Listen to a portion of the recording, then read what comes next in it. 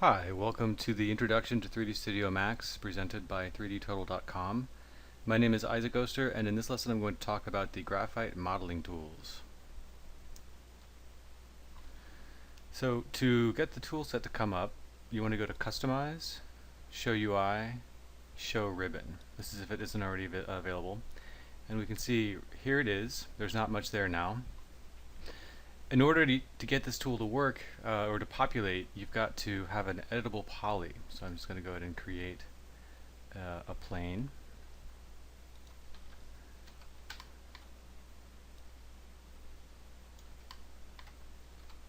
Hit G to hide the grid. And I'm going to right click and convert to editable poly. And then when I do that, I need to go into one of the component modes. In this case, I'm going to select Polygon. And you can see I get a whole bunch of options filling up this space here.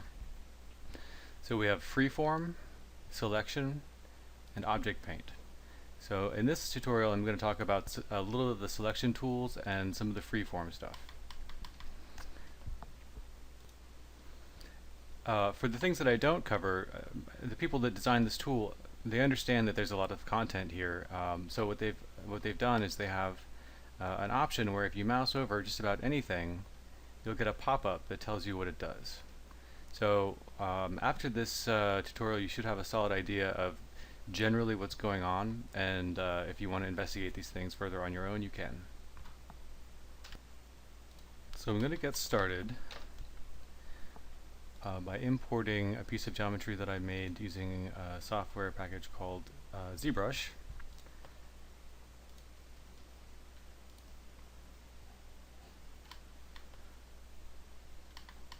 So it's a head. I'm going to go to Polygon Mode to populate this menu up here. So right now I'm in Selection. So the first one I want to show you is this section here by surface. So the option is concave, and if I click on the drop down here, I have convex. So if I begin to turn this up, what it's going to do is select every face that is concave. And there's just a slider to make it less sensitive, so it captures more faces. Now the opposite of that is convex, and as I begin to reduce this, because this is mostly a convex model here, you can see what's going on there. So that's by surface. The next option we have is by normal. So what a normal is a vector that is perpendicular to whatever the component happens to be. So faces have vectors and vertices have vectors. So in this case, for instance, this face right here, its vector is going to be pointing this direction perpendicular to its surface. So in the binormal section, Z is up and down, as you can see here. So as I increase this, it's basically going to get all of the faces that are pointing within 11 degrees of straight up. And I can increase that, and it becomes more and more sensitive. I can change this so it is coming from the side.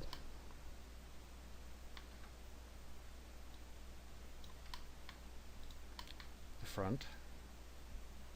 The back in this case.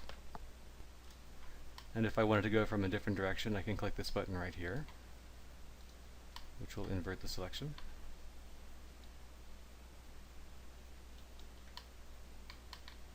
So that's by normal.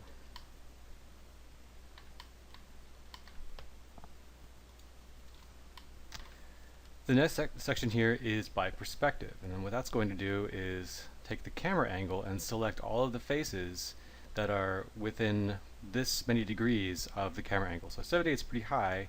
I'm going to drop this down to 0 and begin to turn this up.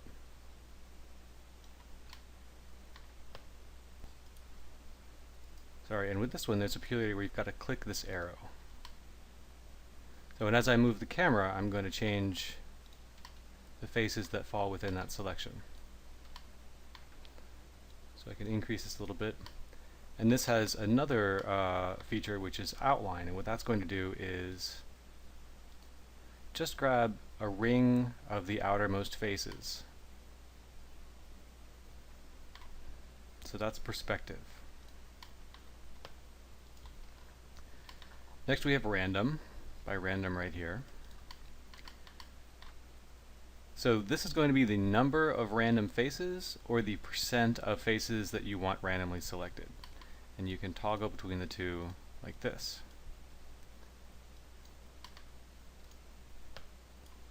And I need to select here rather than select within current selection. And as I do that, you can see it is randomly selecting 153 of these faces. If I choose to do the percentage, I can do that. So each time I click this arrow here, it is randomly selecting 42% of the faces.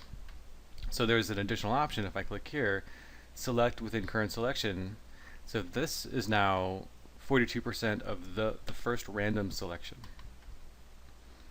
And each time I hit it, it's getting 42% of that selection. So obviously the number of faces is dwindling.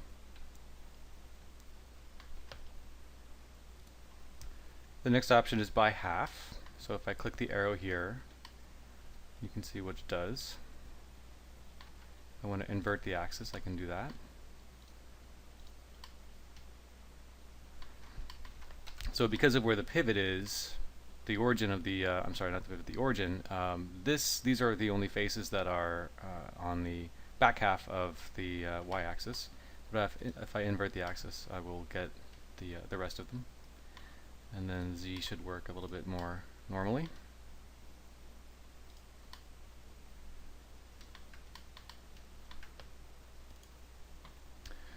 And by pivot distance, so as this increases, only the faces that are beyond this distance are selected.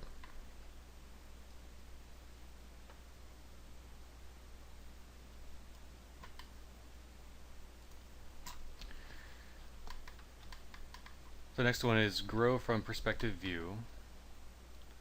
So that's going to be based on a distance from the perspective camera.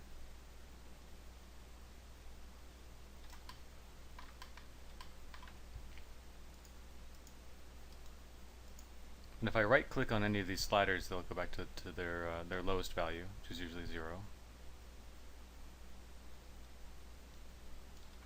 If I have faces selected on one side of the model, and the model happens to be symmetrical, I can hit X in the by symmetry section, and it'll select the faces on the opposite side. So it isn't symmetrical on the y-axis, so if I hit that button, nothing happens. And I get the same result for Z. The faces have to be symmetrical across the axis that you want to be doing the selection.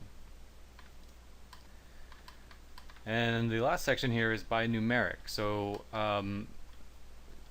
one of the things you want to avoid are polyfaces with more than 4 sides. So in this case, I can select all of the faces that are greater than the number of sides that I specify here, 4. So if I hit the arrow, what you can see is there are none. There are no faces that are greater than 4 sides. But if I say equal to 4 sides and hit the arrow, these are all of my 4-sided polygons. So that looks like just about all of them. Were I to go, if you're familiar with ZBrush, one subdivision down, I would probably have some triangles here. But so this is a good way to find if you've got some faces that are breaking the rules. Any faces that are greater than 4 sides.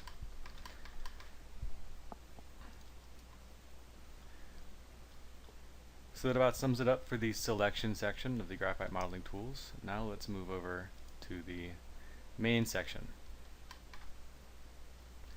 So if you look through the options here, what you'll notice is we have grow and shrink and loop and ring and relax and create and attach and extrude and blah blah blah.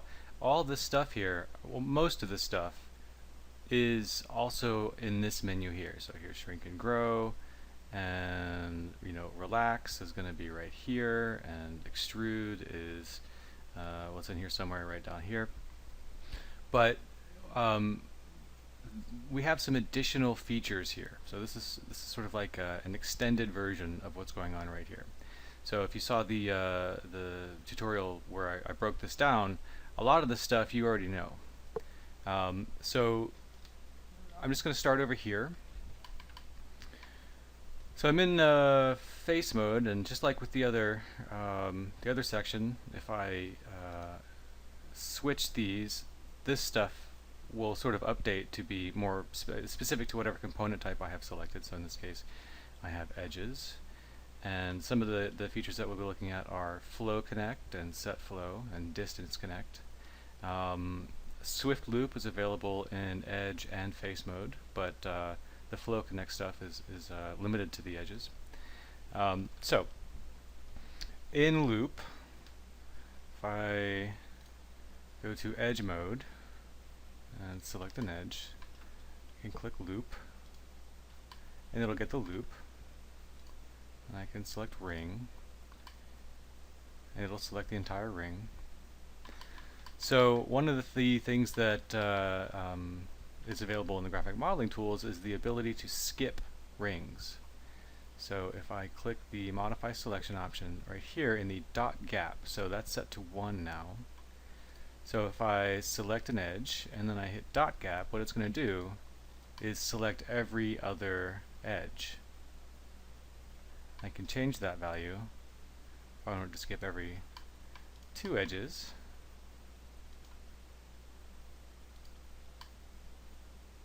And it works the same way if I'm doing a loop.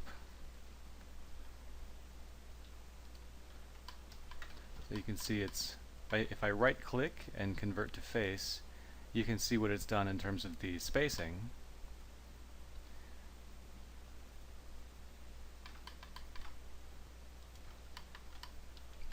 I think a place this could be useful is if you wanted to extrude some kind of corrugation along a tube. In fact, I can show that to you real quick.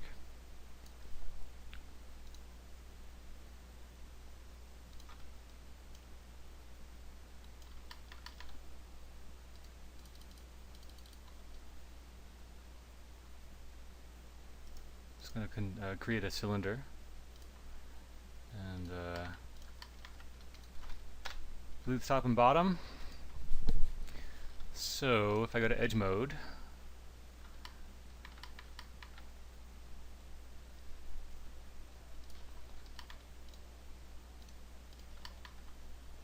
and select dot loop. So I'm going to reduce this down to skipping every other one, and then just a regular ring, convert to face, give it an inset. Sorry, that's insert.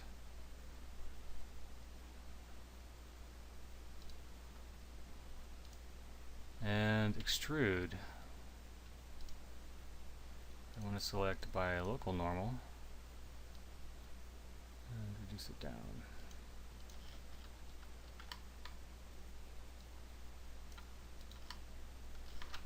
So very easily you can get a cool looking tube.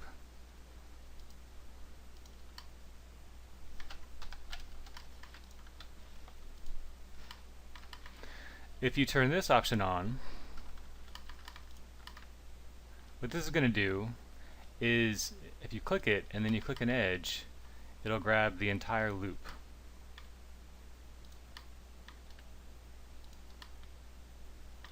And with this option on, it'll do the entire ring, just with a single click.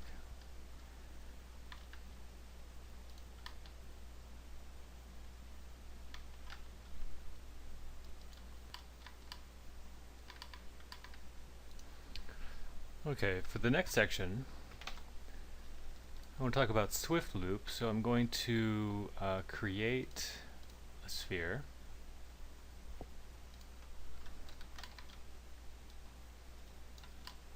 And I want it to be sort of faceted to demonstrate one of the features. So I'm going to right click and convert to editable poly. Turn on Swift Loop, and what you can see is as I mouse over the surface, it's drawing an extra edge loop here. So all I have to do is click and I can add that in automatically.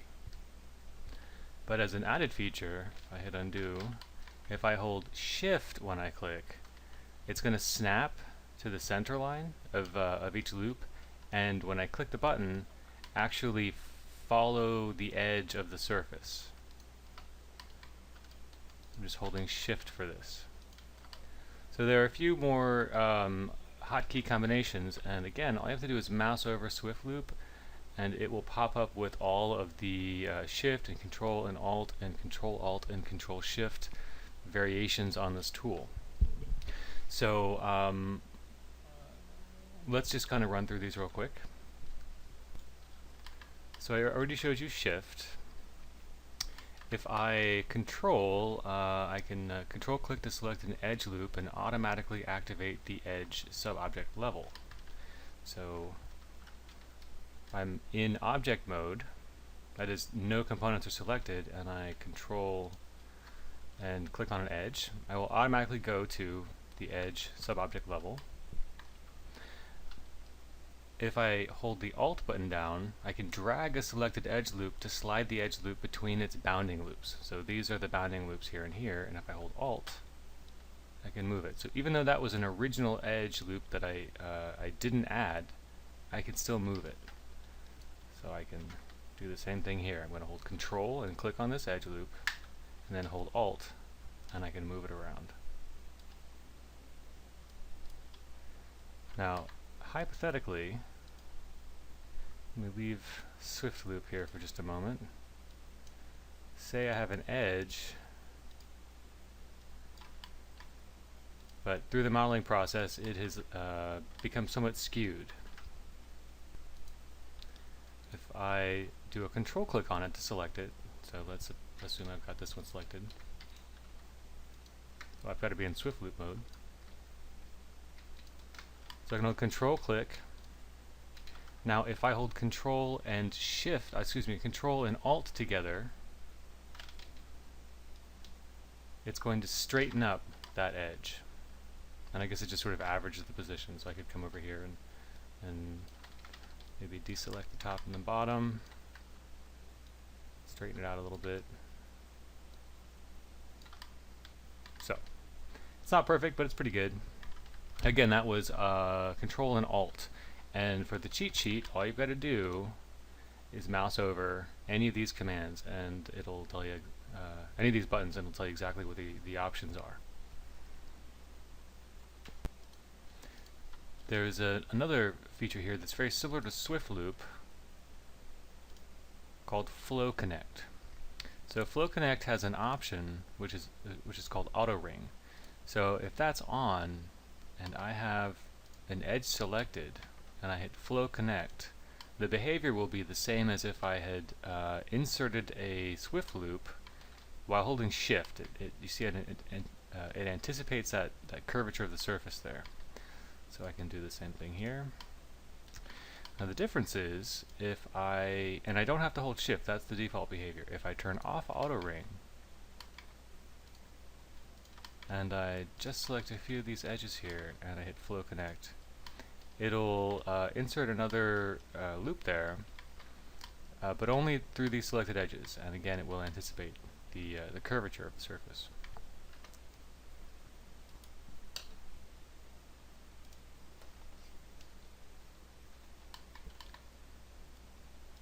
So if I have a flat spot in my mesh, and I use Swift Loop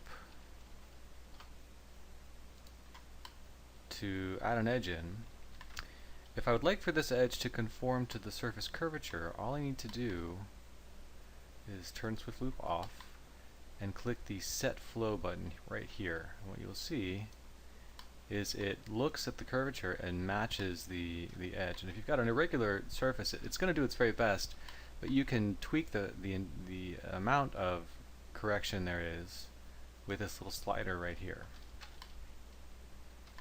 This also has an auto loop feature. So I only need to select this one. Let me undo that a little bit. So I only need to select this one edge, and I can hit set flow. I guess I've turned it off. Turn auto loop on, and it'll hit the entire edge loop. Okay, the next thing I'd like to show you is how you can actually adjust the positions of these loops relative to each other. So I'm going to make a plane here and give it a little bit of a change in depth there, and go to Swift Loop and hold Shift and add a curve there, and add one there. So what I'd like to show you, turn this off, is going to be in the loop section. If you click on the wrench and hammer icon, you will get this little loop tools menu here. So the way this works is if I've got auto loop as well, so I'm just going to select one of these so I can just grab, or turn this on so I can just select one edge at a time. So I'm going to get these two together, and I can, using this slider here, increase or decrease the distance between them. I can grab just this one edge here, and if I use this slider, it's going to do the two edge loops on either side of it, sliding them closer and further away from the source edge there. So that can be very useful if you're working on something that's hard surface and you need a nice clean edge. You can come in and tweak the positions of the edges that make up that corner pretty easily. If I would like to move this edge loop so that it's evenly spaced between the two on either side, I can hit the center button here. And you can see the effect of that. And if I would like to even out the overall spacing of any of these faces or edges, I can just sort of select them all and hit space. And you can see, obviously I lost my hard corner, but just a demonstration of this feature, how that works. Now they're all about the same size. So in the curvature section, say I've got an edge loop that's got a little bit of a bend to it. If I hit straight, it's just going to straighten it right out. And if there was a regular curve with a little bit of variation in it, and you hit the curve button, it's going to do the same thing. It's just going to even that right out. If you've got a circle anywhere in your geometry and you hit circle, if the circle is a little oblong, it'll snap to a perfect circle. And relax is similar to space. It just kind of moves all of the verts to an average position relative to all of the other verts. So that'll about do it for the graphite modeling section. Now I'm going to move on to the freeform section. So in order to do this, I'm going to create a plane and convert it to an editable poly.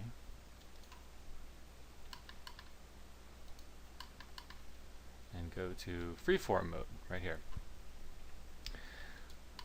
So in the drop down here, I want to make sure I've got Draw on Grid. So what I'm going to do is I'm going to be clicking on the grid and creating new geometry just by creating the verts and then telling Max to make faces between those verts. So because I've got this face here, or this plane here, when I start drawing, it's just going to be adding this geometry to the plane itself. There are other scenarios where you might want to have a surface, like say a high poly model that you're retopologizing with a low poly geometry. In that case, you'd want to drop this down to draw on surface, and you would be creating a new piece of geometry. And I'll demo that in a moment. But first I want to show you sort of the basics of how this works. So I'm going to go to Step Build, and I can just start drawing vertices. And if I'm just clicking there, there's no hotkeys. If I mouse over Step Build, I get to my cheat sheet, which you can see has got a lot of different commands here. There's a Control command, an Alt, Control Alt, Control Shift, Shift Alt. So if I just click on the grid, what I'm going to get is a vertex. So I've got two vertices right here. If I do a shift drag in this space, it's going to make a new plane. Shift drag over here, makes a new plane. Click, it adds an additional vertex. Shift, makes a new plane from that geometry. If I have a vertex that I want to delete, I have to hold Control and click on it.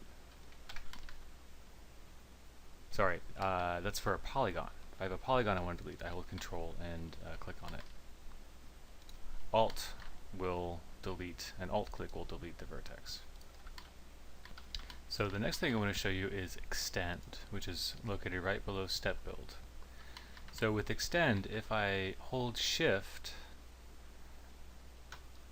I can basically just drag out, with each new click, more faces. So all I'm doing now is I'm holding the Shift button and pulling these out.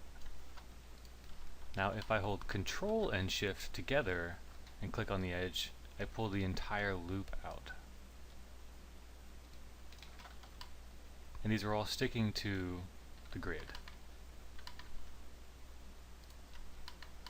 So in a situation like this where I've got a gap, if I hold Control and Alt and I drag from one edge to another, it'll just fill it right in.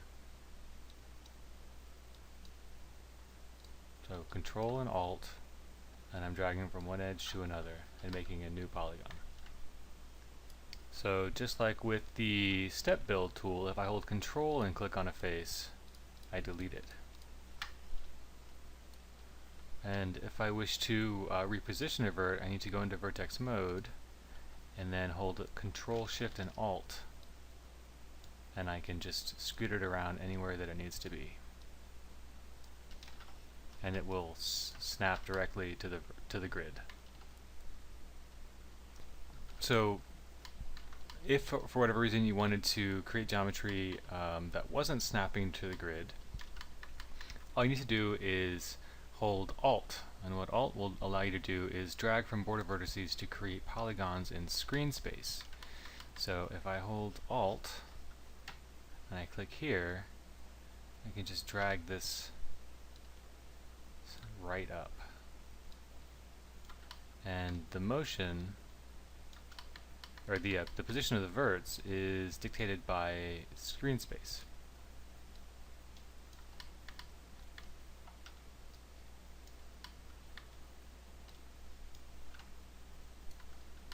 So this is just pulling the verts up.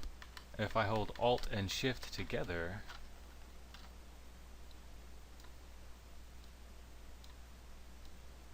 I can pull the whole edge up. So that's Alt for these, and Alt and Shift together for these. And then this is just an editable poly. All I need to do if I wanted to weld these is leave Extend mode, select these faces, and go to Weld. And then turn up the tolerance until they weld. Okay, so that is Extend.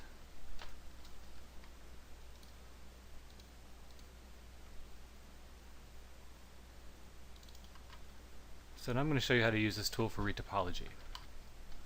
So before I had the selection set to grid. Now I'm going to have draw on surface selected, and I want to open this up.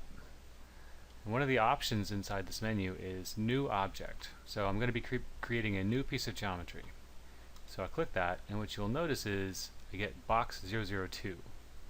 That's just the new piece of geometry. It doesn't actually have any components yet. There's no vertices or edges or anything. But as I start to draw those using Step Build, they will exist. Oh, before I do this, I have to pick.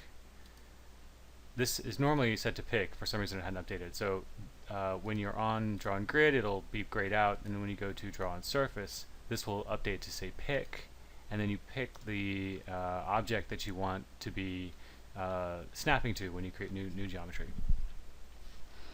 So I'll go to Step Build, and this offset here is going to be the distance off of the surface that the vertices are positioned. So if they're right on the surface, it can be a little bit hard to see them because the faces will be underneath the skin. So 0.2 is probably okay, just to make this a little obvious. I think I'll make this a little higher, 0.4. And so just like with before on the grid, I'm gonna just click and then do a shift drag, and there's my new face. And then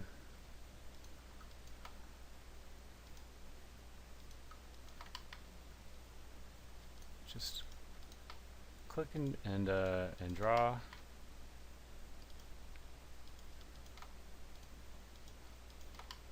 And very quickly you can begin to create a new low poly mesh. And I'm just clicking and shift dragging.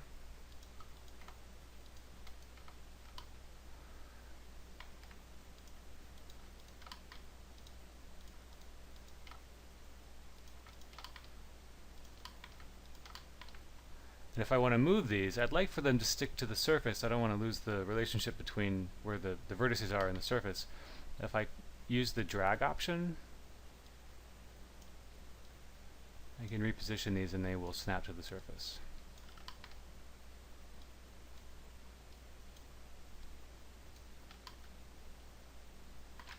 So I'm going to move over to extend. And if I hold Control and Shift together, I can just create new edges very, very quickly.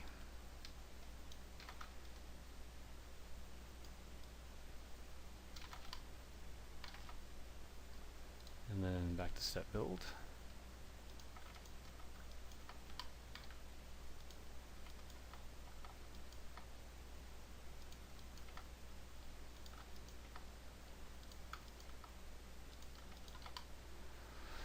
So this new piece of geometry that I've built is a separate object. So I'm going to leave step build and hit Alt Q to isolate it.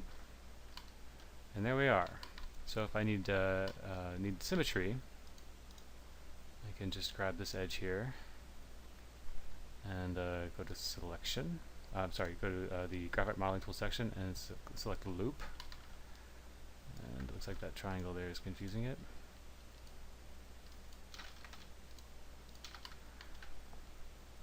Hit X to zero it out on X, or to make it planar on X, and then click down here, do a right click to make that 0.